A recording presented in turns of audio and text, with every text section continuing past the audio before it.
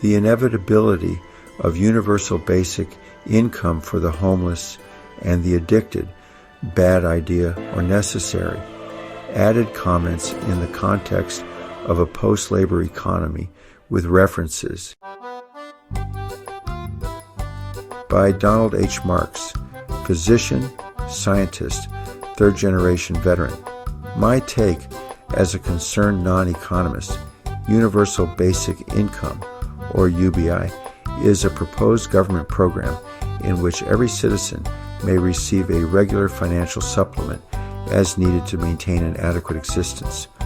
Most models of UBI advocate payment that is not based upon need, which is an option that makes no sense to me and certainly will lead to rejection by voters and will inevitably lead to corruption and waste of money.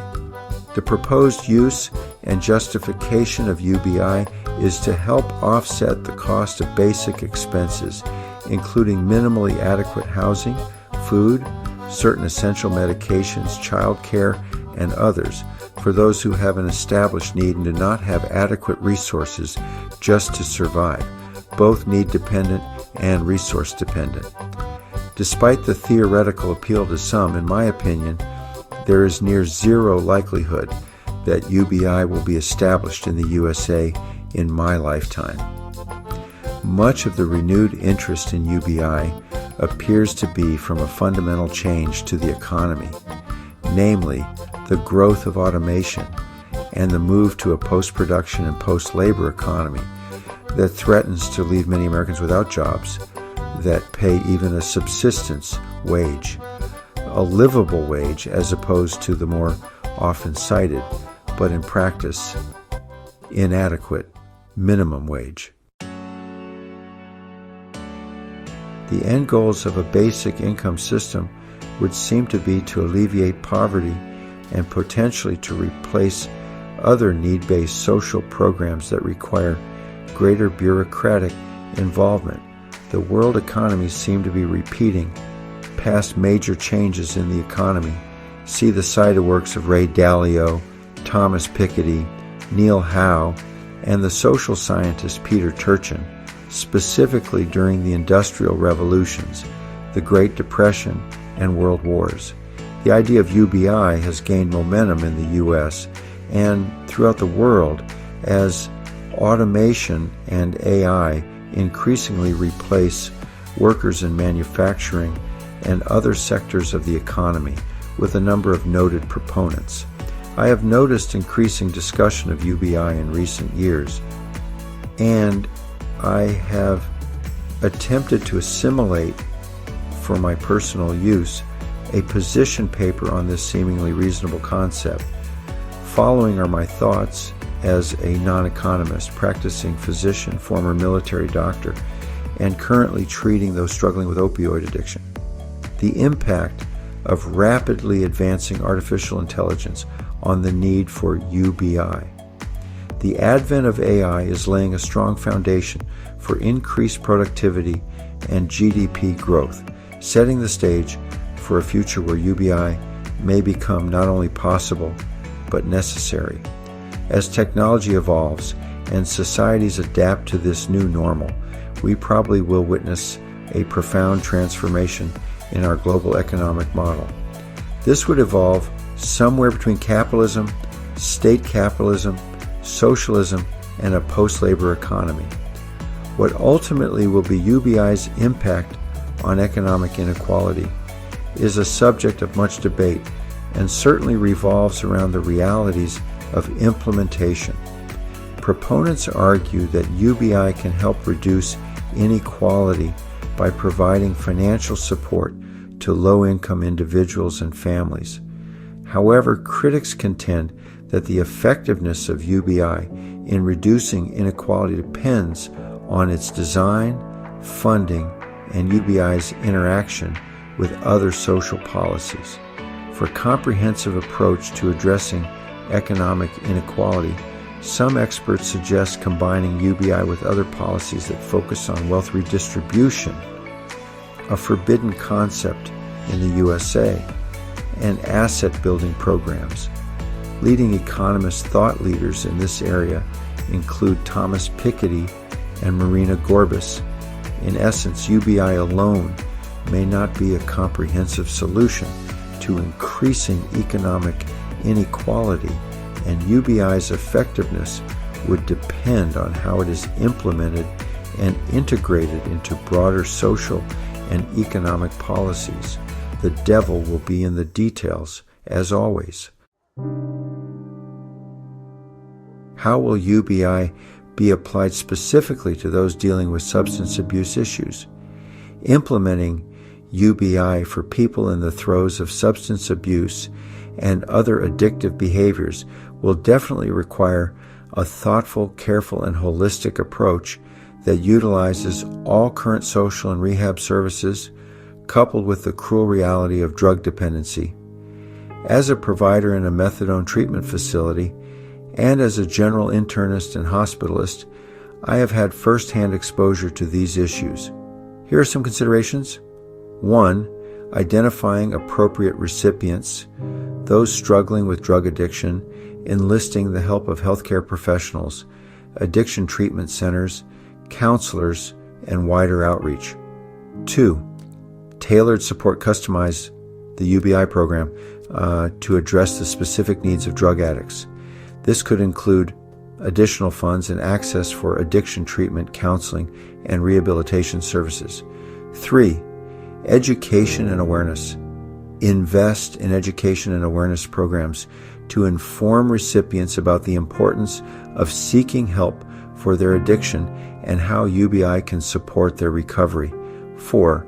Monitoring and evaluation. Continuously monitor the progress of recipients to ensure that UBI is being used for its intended purposes only, and that individuals are making efforts to overcome addiction. See my following comments on specific areas for appropriate and inappropriate use of funds. Enabling and misuse should not be tolerated. 5. Collaborate with addiction treatment centers. Partner with organizations and facilities that specialize in addiction recovery to provide comprehensive support to recipients. 6. Prevent enabling. Ensure that the UBI does not inadvertently enable drug and alcohol addiction, destructive and antisocial compulsive behaviors, violent aberrant behaviors, diversion of resources, and other problems by offering essential adequate support in the form of goods and services, perhaps a form of CBDC, with restrictions rather than cash. 7. Access to mental health services. Many drug addicts also suffer from underlying mental health issues. AI will play an increasing role here. Provide access to mental health services alongside UBI to address these co-occurring problems. AI-empowered therapeutic chatbots will be of assistance here. 8. Rehabilitation and reintegration. Encourage and support drug addicts to seek rehabilitation and help them reintegrate into society with vocational training and employment support. 9. Social services. Make available social services like housing assistance and food programs to ensure that the basic needs of recipients are met. 10. Evaluate and adjust. Continuously assess the UBI program's effectiveness and make adjustments as necessary to improve outcomes and help recipients on their path to recovery. Remember that addressing drug and alcohol addiction and compulsive, violent, or socially destructive behaviors is a complex issue, and UBI will not be the sole solution. It should be part of a comprehensive strategy to provide realistic support and opportunities for recovery. What exactly should be covered by UBI?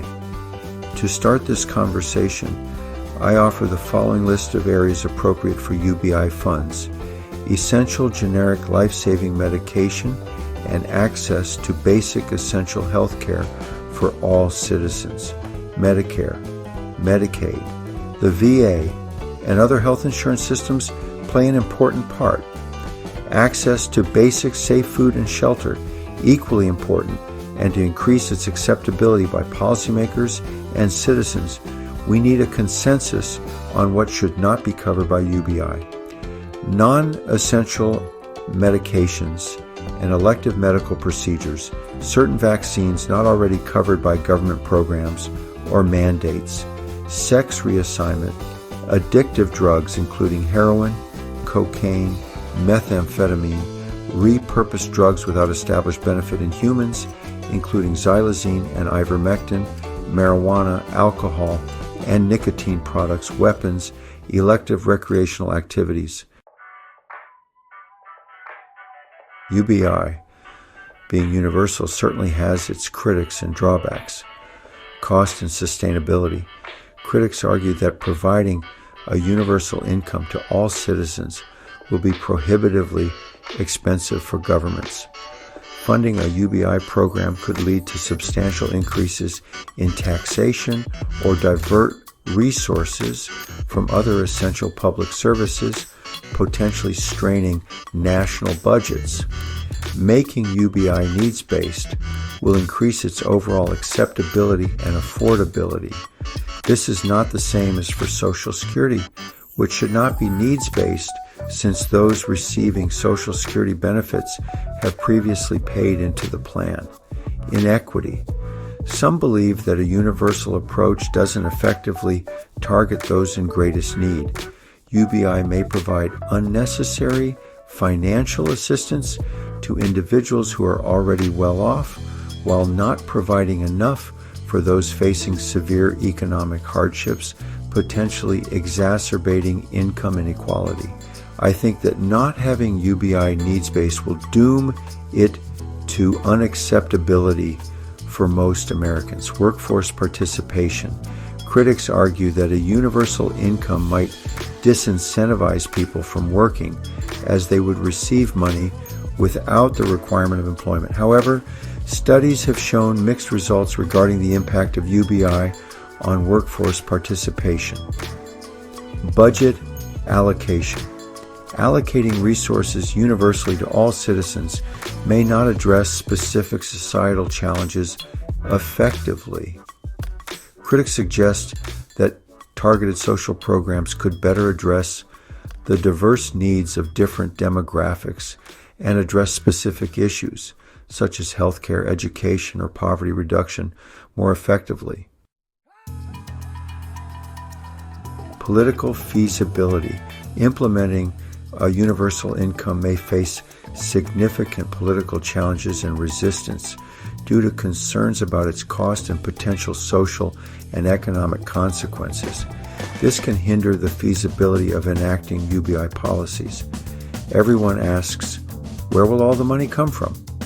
Potential sources for UBI include redirecting the interest on the national debt, diminishing foreign wars and military aid, expenses through the military-industrial complex, revising payments to pharmaceutical and healthcare complex industries, addressing income and asset redistribution and maldistribution. As of the first quarter of 2021, the top 10% held 69.8% of total U.S. net worth. Collection of taxes from hidden assets, tax shelters, may be a needs test for certain social services, excluding Social Security. Despite its promise to curtail poverty and cut red tape, UBI still faces an uphill battle. Perhaps the most glaring downside is cost. According to the nonprofit Tax Foundation, former presidential candidate Andrew Yang's proposed $1,000 a month freedom dividend for every adult would cost $2.8 trillion each year, minus any offsets from the consolidation of other programs. Yang, ever the dreamer, proposed covering that substantial federal budget expense in part by shrinking the size of other social programs and imposing a 10% value-added tax on businesses. He also proposes ending the cap on Social Security payroll taxes and putting in place a tax on carbon emissions that would contribute to his guaranteed UBI. These proposals of Yang never gained traction, Whether that set of proposals would be enough to fully offset the cost of the freedom dividend remains a contentious issue, however. An analysis by the Tax Foundation concluded that Yang's revenue-generating ideas would only cover about half its total impact on the Treasury. Among the other criticisms of UBI is the argument that an income stream that's not reliant on employment would create a disincentive to work. That too has been a subject of debate, although certainly it seems reasonable. Yang has suggested that his plan to provide $12,000 a year wouldn't be enough to live on, of course, and therefore the vast majority of adults would need to supplement the payment with other income. While UBI has its merits, including poverty alleviation and simplification of social welfare systems, there are valid concerns regarding its universality. Critics argue that it may strain government budgets, not effectively target those in need, and potentially discourage workforce participation, among other challenges. The decision to implement UBI in a universal or targeted manner depends on the specific policy goals and the economic and political context of a country. In the USA, this will never be acceptable. Basic income support for eligible needy citizens could be universal for several compelling reasons. Simplicity and efficiency. UBI should serve to simplify social welfare systems by providing a fixed, unconditional minimum sustainable floor income to every eligible citizen, reducing the need for complex means testing and administrative overhead. The devil is, of course, in the details, centering around the words eligible and equitable. This simplicity may reduce bureaucratic inefficiencies and lower administrative costs, as discussed in the World Bank's guide on UBI. Poverty alleviation. UBI should help reduce poverty by providing a financial safety net or floor for citizens in need, especially those in vulnerable or low-income groups. It ensures that no one would fall below a certain sustainable, safe, basic, livable income threshold. Contribute to poverty reduction and improve living standards, as mentioned by a recent Brookings Institution report. Economic stability. UBI can stimulate economic activity by increasing consumer spending. When everyone has a guaranteed basic floor livable income, they are more likely to spend money on essential goods and services, thereby boosting demand and supporting businesses. Flexibility. UBI provides eligible citizens with the freedom to choose how they allocate their funds, whether for education, healthcare, starting a business, or covering basic needs. This flexibility empowers people to make decisions that align with their unique circumstances, as noted by UNC at Chapel Hill. Social cohesion. UBI could, in theory, promote social cohesion and reduce income and asset inequality by ensuring that everyone benefits from economic progress. It could help bridge income disparities and foster a sense of inclusivity in society, as pointed out by the World Bank. Future of work. In a rapidly changing job landscape with automation, AI, and gig work, and the shift to a post-labor economy, UBI could provide a safety net for individuals facing job disruptions, as discussed in CNBC's article on how likely UBI could be in the USA. In summary, a universal approach to UBI is an interesting, potentially stabilizing or divisive, equitable approach to simplify welfare systems. It could at least contribute to the alleviation of poverty, stabilize the economy, empower individuals, enhance social cohesion, and address the challenges of the evolving job market, making it a compelling policy option for the USA and many countries. UBI may provide a working solution to mass unemployment caused by AI-driven automation by offering financial support, promoting inclusive growth, stabilizing the economy, encouraging innovation, and allowing for policy adaptation to changing circumstances.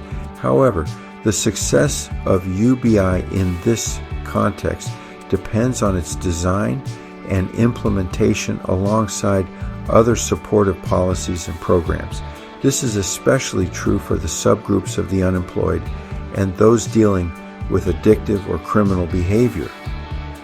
This is a subset of my more complete discussion of UBI, a non-economist view. The complete article can be found on my personal blog, www.dhmarksblogspot.com. Your comments are always welcome.